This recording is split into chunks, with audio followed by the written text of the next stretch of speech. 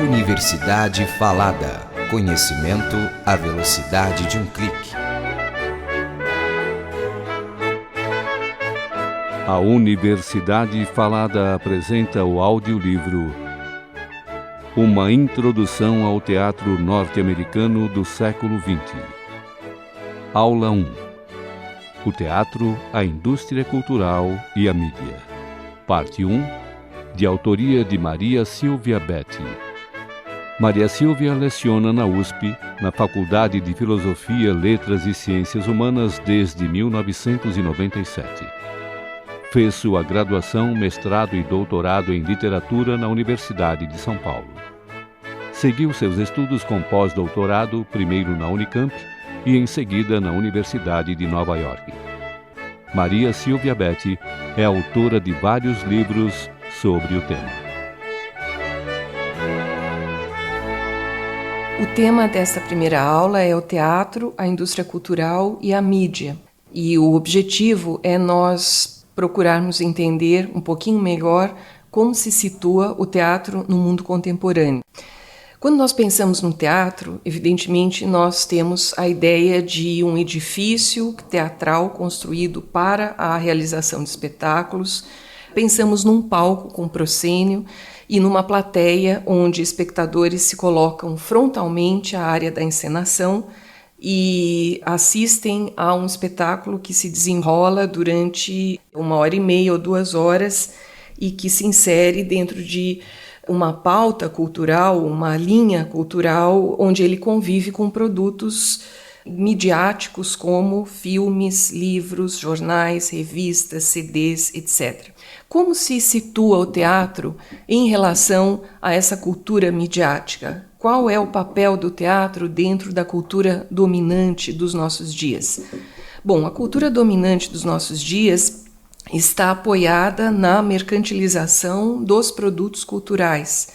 O consumo desses produtos nos é apresentado sempre como natural, como desejável, como algo que nunca chega a ser objeto de uma percepção crítica pela maioria das pessoas. Livros, jornais, revistas, filmes serem vendidos, comercializados e circularem nos parecem ser algo que não está necessariamente regido por outras leis, senão aquelas do mérito artístico, e temos sempre a ideia de que os produtos que circulam e que chegam a ser institucionalizados e que ganham os destaques nos museus, nas academias e nas instituições culturais de grande nome são aqueles que efetivamente têm uma qualidade artística, uma elevação, uma complexidade estética inquestionáveis. Será realmente assim?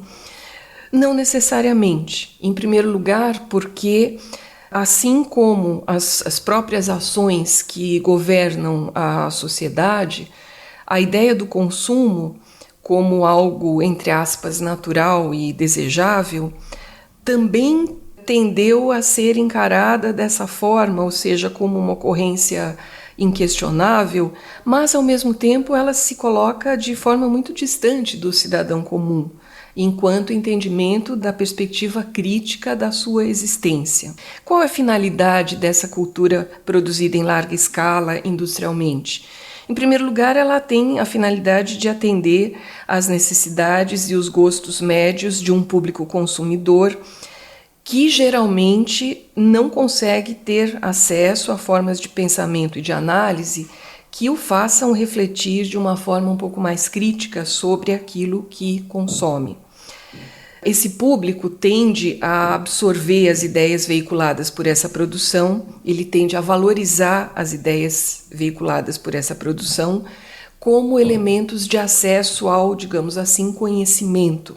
O que geralmente não ocorre à maioria das pessoas é que essa produção cultural é fruto de relações socioeconômicas e políticas vigentes e que, portanto, ela obedece às leis de um mercado de bens culturais que são produzidos em larga escala e que são postos em circulação e que, portanto, visam a, digamos assim, serem bem-sucedidos comercialmente e a atingirem os seus objetivos mercadológicos, ou seja, produzirem uma margem razoável de lucro.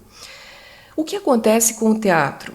Ao contrário de todos esses produtos culturais que nós mencionamos, livros, jornais, revistas, filmes, CDs, o teatro não pode ser reproduzido e distribuído mecanicamente. O teatro não é passível de ser registrado e, embora ele possa sê-lo, podemos registrar um espetáculo em filme, em videotape ou em DVD, mas ao fazermos isso, nós vamos estar gerando um produto de outras linguagens que não o teatro. Ou seja, o teatro não pode existir sem a presença em tempo real e em espaço compartilhado desses dois elementos essenciais que são os atores e o público.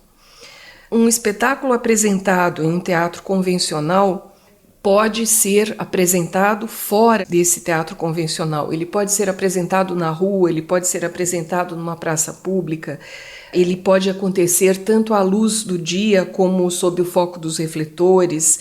Esse espaço pode estar preparado cenograficamente de modo a sugerir elementos para o espectador, ou ele simplesmente vai poder se apresentar livre e despojado, sem recursos exteriores de caracterização espacial ou temporal. Ele vai poder utilizar formas mais explícitas ou menos explícitas de sugestão. Os atores vão poder utilizar indumentária, vão poder utilizar maquiagem que caracterize as suas faixas etárias e tipos físicos, ou simplesmente vão se apresentar ao natural e se valer dos seus recursos subjetivos de construção dos seus personagens e papéis. Todas essas são possibilidades que se apresentam, fazem parte da arte teatral e se colocam à livre escolha dos encenadores. Portanto, nós vemos que existem infinitas variações dependendo da concepção dominante do espetáculo. Só há um elemento diante do qual a arte do teatro não admite variações nem exceções, e esse elemento é o da presença real, ou seja, não virtual, mas concreta, de espectadores e de atores para o acontecimento de um espetáculo. Ou seja, o teatro é, acima de tudo, a arte da troca entre esses dois elementos fundamentais, o de encenadores e atores, de um lado, e o do público, do outro, dentro de um espaço compartilhado onde se realiza a encenação. Voltando ao início do que dissemos, estávamos falando sobre os produtos culturais reproduzidos e que circulam no mercado cultural dos nossos dias. Isso significa que o teatro se coloque, vamos dizer, à margem desse mercado e à margem dessas relações que visam ao lucro e que, de certa forma, necessitam uma, entre aspas, ancoragem numa relação de compra e venda, ou seja, numa relação de consumo. O teatro não se coloca à margem desse processo. Ele está inserido nele, porém ele está inserido com regras que lhe são peculiares. E essas regras fazem parte, evidentemente, daquelas instituídas pela sociedade de cada época, de cada momento histórico e dentro das políticas culturais que são construídas, que são implementadas para essa finalidade. A cada dia e a cada apresentação teatral, inúmeras variantes se apresentam dentro de cada espetáculo. Mesmo que nós registremos um espetáculo, ou mesmo que nós acompanhemos um mesmo espetáculo durante inúmeros dias ou durante muitos meses, mesmo diante de um texto a ser seguido, existe todo um repertório de diferenças que se fazem sentir nas inflexões de voz, no ritmo das falas, nos gestos e dentro de algumas variantes que se apresentam e que podem ser provindas, inclusive, do próprio público. Ou seja, um espetáculo não é nunca igual aos espetáculos que o precederam e nem àqueles que vão se seguir a ele.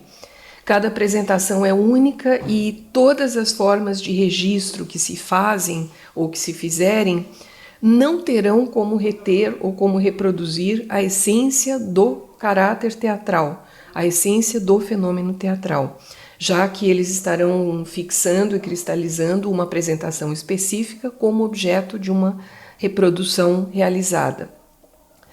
O teatro vive dessas possibilidades todas, de todas essas variáveis, e ao mesmo tempo ele vive dessa impossibilidade, dessa efemeridade e dessa relação presencial e essencial entre público e atores.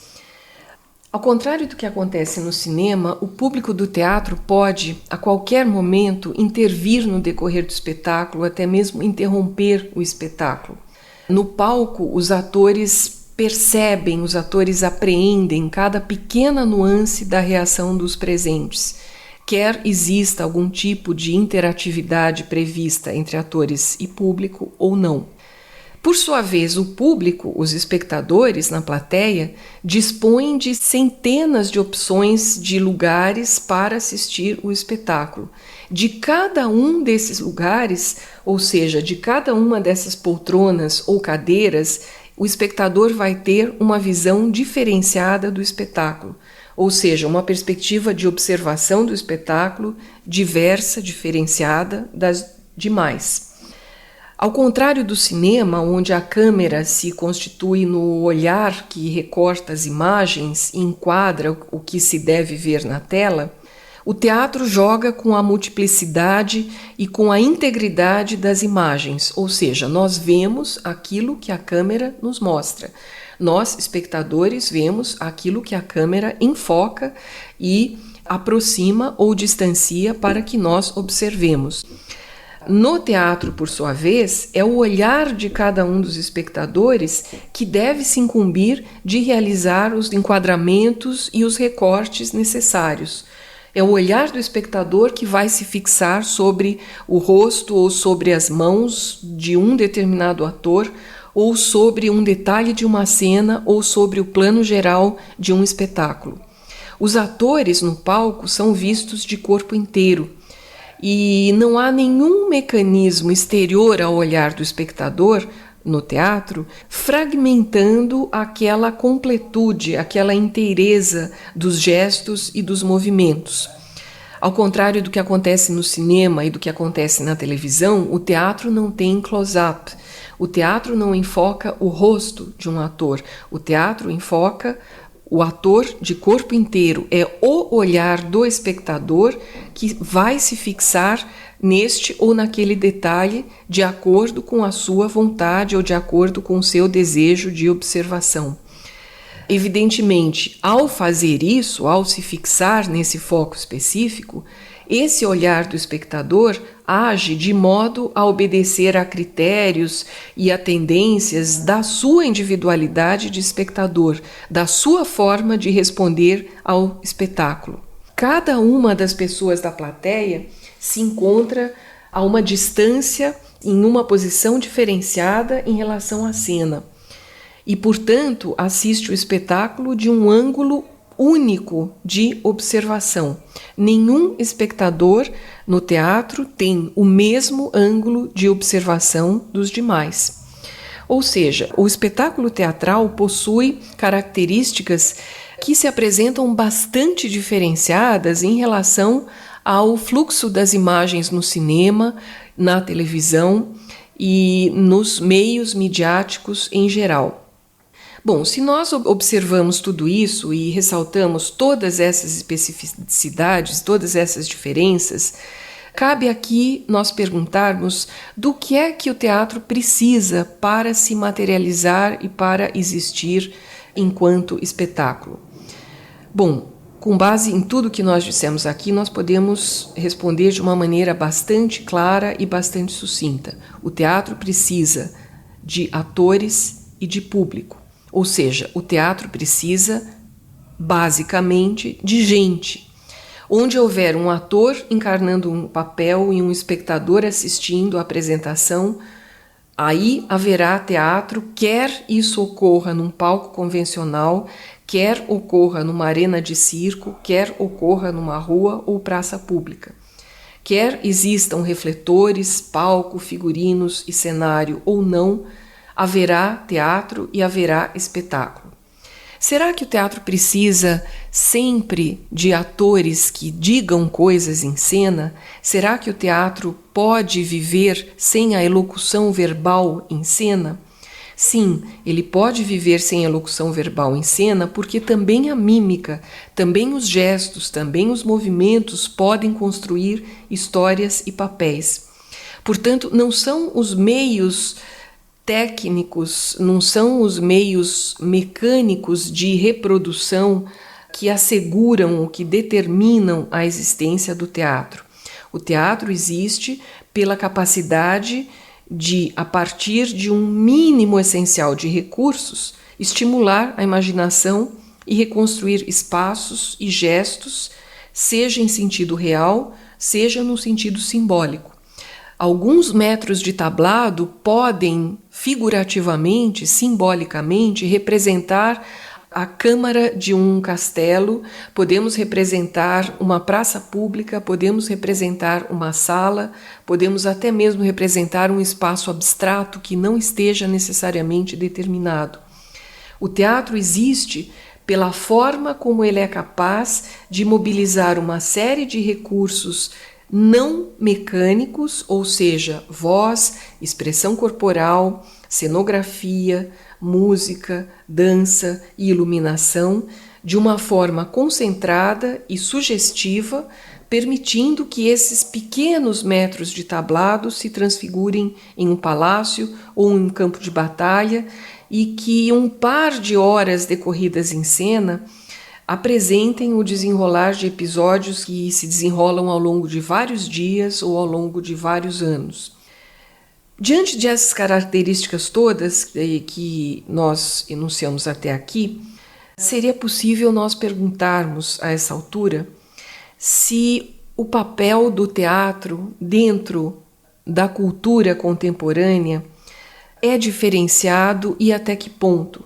Até que ponto o teatro tem um papel específico, até que ponto ele tem prerrogativas que lhe são peculiares e diferenciadas daquelas do cinema, daquelas da televisão, daquelas da mídia impressa e falada, dentro da cultura contemporânea, dentro da cultura dos nossos dias. O teatro tem um poder transformador e crítico, e esse poder transformador e crítico provém precisamente dessa grande necessidade de trabalhar na relação imediata entre público e encenadores. O teatro coloca a possibilidade da intervenção e coloca a perspectiva da intervenção do público dentro de uma realização cênica e dentro do diálogo com os seus realizadores. É possível ao público, após o espetáculo, procurar o elenco, conversar com os atores, conversar com o diretor, intervir durante o decurso de um espetáculo ou em seguida a ele. O teatro possui um poder efetivamente transformador e crítico em função disso, na medida em que ele assegura essa interlocução e essa possível interferência no curso das suas realizações. Por outro lado, sendo o teatro um meio artístico que não pressupõe a sua reprodução técnica, a sua comercialização e a sua massificação, ele corre o risco de ser considerado ingenuamente digamos, exercício para iniciados. Essa é uma ideia bastante comum nos nossos dias, na medida em que nós estamos na era da comunicação à distância, das imagens virtuais, e nós vivemos em um tempo em que a necessidade da presença real em um espaço compartilhado corre o risco de ser considerada, além de elitista, anacrônica, em nome de um caráter supostamente democrático dos meios de comunicação de massas. Num tempo como o nosso, nos nossos dias, uma cultura como a nossa, onde praticamente nada escapa a essa voracidade da máquina do consumo e onde todas as formas de linguagem, sejam elas da arte literária, da arte teatral, da arte musical ou das artes plásticas e visuais, nenhuma forma de linguagem artística atualmente deixa de pagar o seu ônus ao mercado. O teatro dificilmente passaria ileso nesse processo. Paralelamente, o teatro, ainda assim, não passa ileso também diante desse tipo de crítica que lhe é feita. Quais são as razões para isso? Em primeiro lugar, porque essa natureza artesanal do teatro não é tão facilmente nem tão amplamente mercantilizável dentro das regras da indústria cultural. Como nós já dissemos no início, uma peça filmada não é teatro, assim como também uma encenação gravada em CD ou DVD ou disponibilizada no arquivo multimídia também não é teatro. Em outras palavras, o teatro não pode ser reproduzido mecanicamente para comercialização em série e para o consumo. Ora, na nossa sociedade, a ideologia dominante coloca o consumo como ideal de satisfação das necessidades humanas, como ideal da suprema felicidade, da suprema realização. O bem-estar humano na cabeça da maioria das pessoas corresponde à capacidade de, vamos dizer, ter acesso a relações de consumo de produtos, digamos, de alta qualidade ou de um alto nível de atendimento das necessidades individuais de cada um. Ora, dentro desse parâmetro, o teatro necessariamente se coloca na contramão dessa ideologia e, portanto, ele corre sim o risco de ser taxado por ela como alheio aos princípios que ela alardeia. Existe uma outra razão para isso. Como nós observamos a importância e a necessidade essencial da presença real e imediata dos seus participantes, atores e público, o teatro está baseado na pluralidade dos olhares. E, ao contrário de todos os outros produtos que pertencem ao mundo da mídia, o teatro coloca a possibilidade da interação.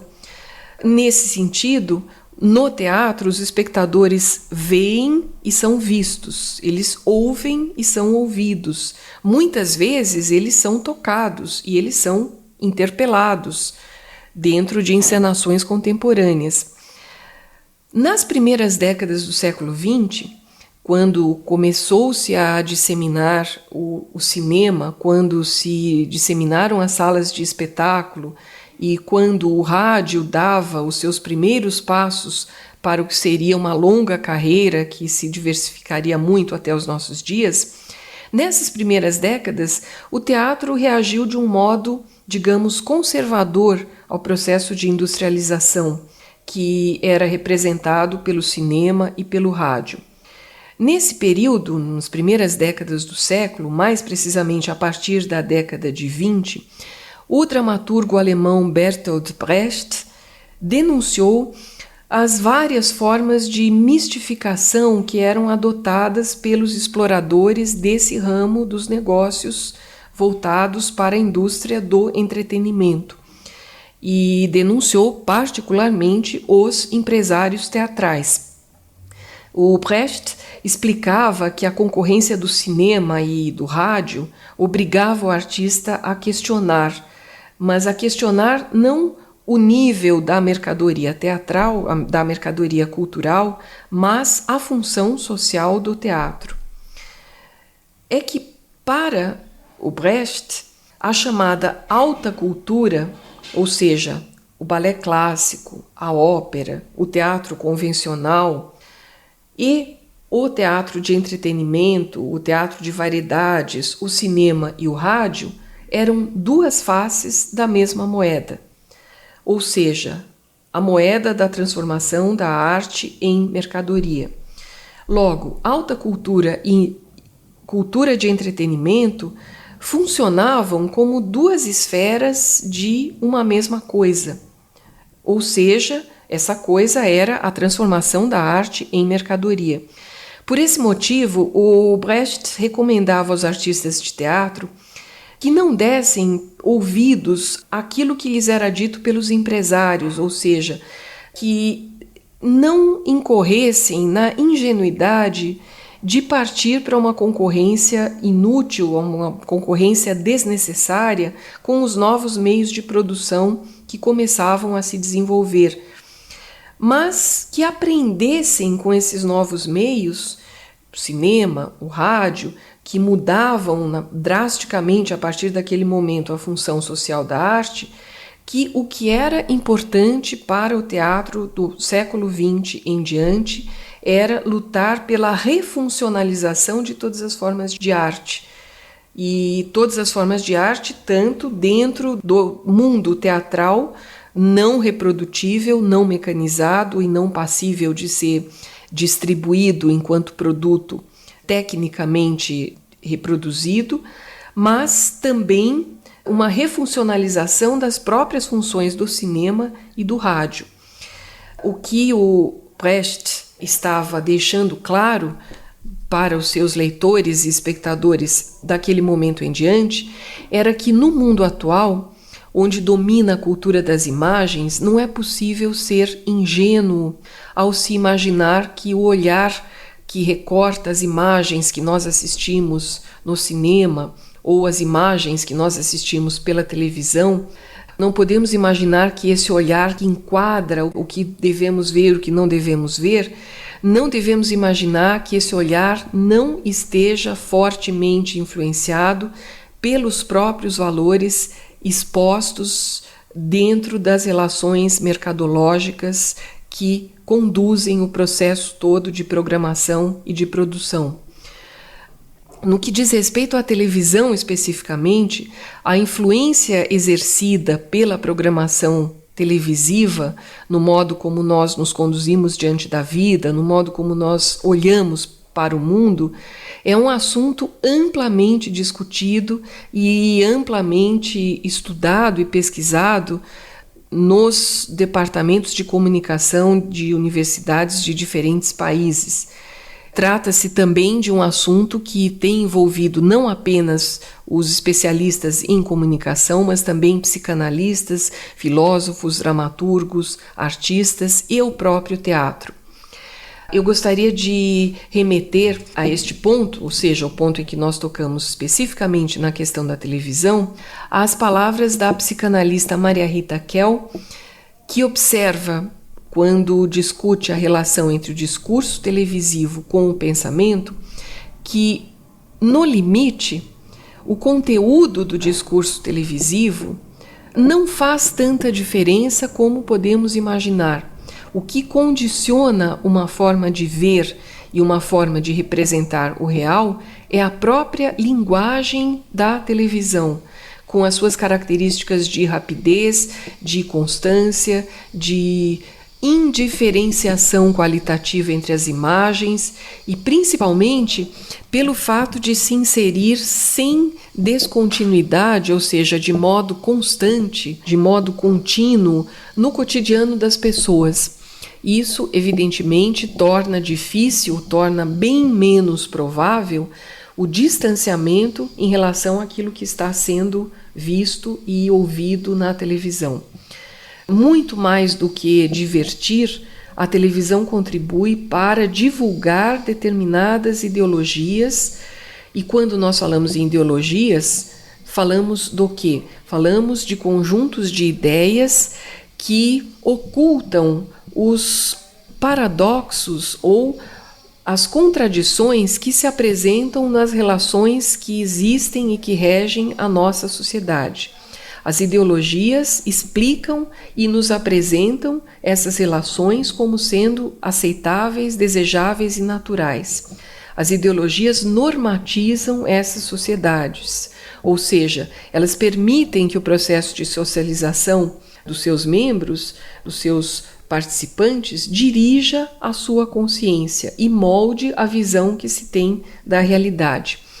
Uma interessante indicação de leitura a esse respeito, a respeito da questão da indústria da cultura e particularmente do papel da televisão nos nossos dias, é o texto, o ensaio Imaginar e Pensar, da psicanalista Maria Rita Kell, que está na antologia de ensaios críticos organizada por Adalto Novaes e cujo título é Rede Imaginária, Televisão e Democracia. É um livro lançado em 1991 pela Companhia das Letras. Bem, falamos a respeito dessa necessidade ou dessa essencialidade do consumo dentro da cultura contemporânea.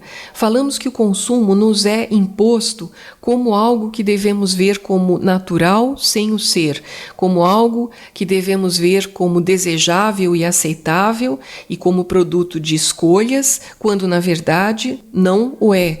Nosso desejo é dirigido, é moldado, é trabalhado, é criteriosamente e intensamente direcionado no sentido da aquisição de produtos cuja finalidade é, em última análise, o lucro. No entanto, esse horizonte do lucro, ele sempre aparece mascarado dentro do processo ideológico dominante, ele sempre aparece como algo que está revestindo ou que está revestido dentro de um processo no qual vamos atingir um entretenimento ou um conhecimento que nos é desejável e que nos é apresentado como essencial e natural. Vimos que essa naturalidade não se apresenta até mesmo pelo próprio fato de as relações de consumo não se encontrarem disponíveis em igual medida, em igual intensidade e extensão para todos os setores da sociedade. E com isso, evidentemente, nós chegamos à conclusão de que o natural não é natural e aquilo com que nós convivemos e com o qual nós somos habituados a consumir ou a ter contato com a cultura, na verdade, pertence a um conjunto muito maior de relações socioeconômicas, de relações mercadológicas, de relações midiáticas, nos quais nós também somos elementos manipulados, mediatizados e direcionados. É dentro desse mundo mercadológico, desse mundo da cultura como mercadoria altamente fetichizada, que o teatro se coloca e que o teatro vai, em última análise, procurar sobreviver com a sua imediatez, com a sua necessidade de construir relações presenciais, interativas, produzindo a pluralidade de olhares e transmitindo a construção de espetáculos, de trajetos, de construções de imagens e de discursos artísticos que serão essencialmente efêmeros. O teatro não vai ficar imune a esse processo de mercantilização. Ele poderá se transformar num mundo empresarial que visa o lucro e que muitas vezes se transforma num horizonte de muito lucro de bilheteria, por exemplo. Por outro lado, o teatro poderá se colocar alternativamente em relação a esse processo. O teatro poderá partir para a abertura de outros espaços para a construção da sua interatividade, para o desenvolvimento da sua linguagem. Ainda assim, o teatro vai precisar de meios para a sua sobrevivência, e esses meios serão gerados ou empresarialmente através de patrocinadores, através de indivíduos ou de corporações, ou então através de entidades que coletivamente vão se organizar para essa finalidade. A história das relações de produção do teatro não se diferencia da história da relação de produção dos outros produtos culturais da cultura contemporânea. O que nos deve chamar a atenção e o que vai ser o objeto do nosso curso é exatamente as formas pelas quais o teatro responde a esse mundo contemporâneo, as formas pelas quais o teatro vai representar diferentes elementos desse mundo contemporâneo e as formas como o teatro vai procurar, de alguma maneira, não apenas representar e estabelecer elementos de mímese dentro desse mundo contemporâneo no qual ele se insere, mas de que forma, muitas vezes, ele vai procurar construir um pensamento crítico e interferir na sociedade à sua volta.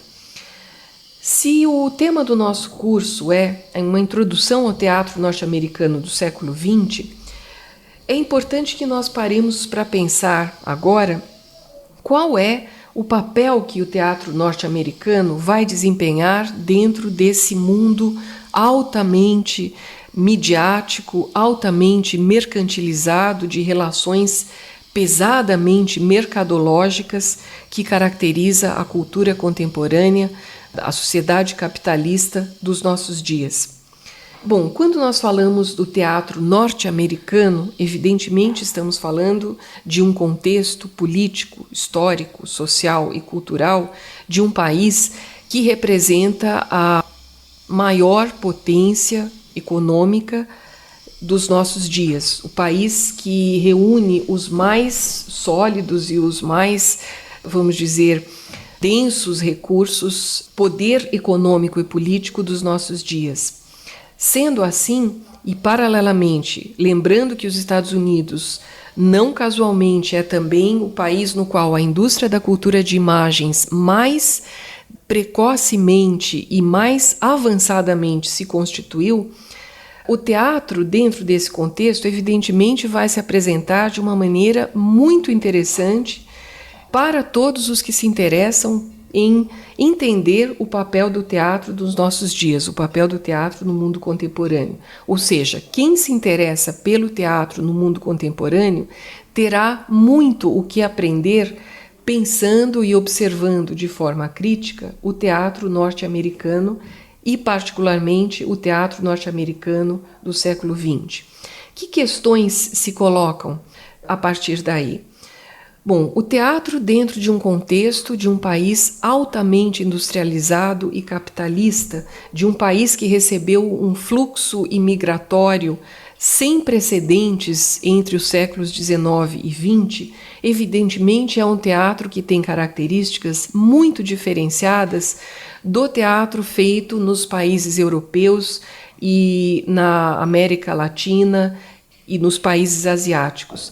O teatro norte-americano tem uma peculiaridade nesse sentido e tem muito a nos apresentar também pelo fato de que o teatro norte-americano foi a fonte na qual os primeiros roteiristas cinematográficos foram beber. Não é casual o fato de as escolas de roteiristas cinematográficos, até mesmo nos nossos dias, utilizarem preceitos ligados à construção da peça dramática, à estrutura do drama, que vigorou no teatro e que se implantou e veio a existir a partir do horizonte da dramaturgia. Ou seja, quem se interessa pelo teatro no mundo contemporâneo deve ter também um olhar crítico sobre o cinema.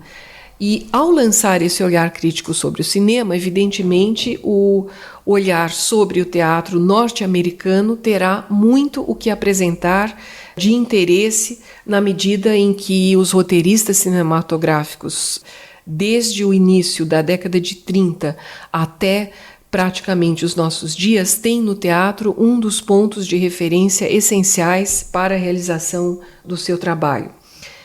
As questões que se colocam então são de que modo o teatro consegue reproduzir toda essa perspectiva dessa sociedade capitalista, industrializada, dessa sociedade que se transforma aceleradamente, de que forma ele se coloca para reproduzir essa pluralidade desses espaços urbanos e de que forma, ao reproduzir, ao procurar estabelecer recortes para mostrar em cena fatias ou setores, pedaços desse mundo, de que maneira ele vai gradativamente sentindo a necessidade de repensar as suas próprias ferramentas de expressão, de que modo ele vai sentindo a necessidade de aferir os seus próprios instrumentos e de ir se transformando a fim de melhor realizar essa tarefa.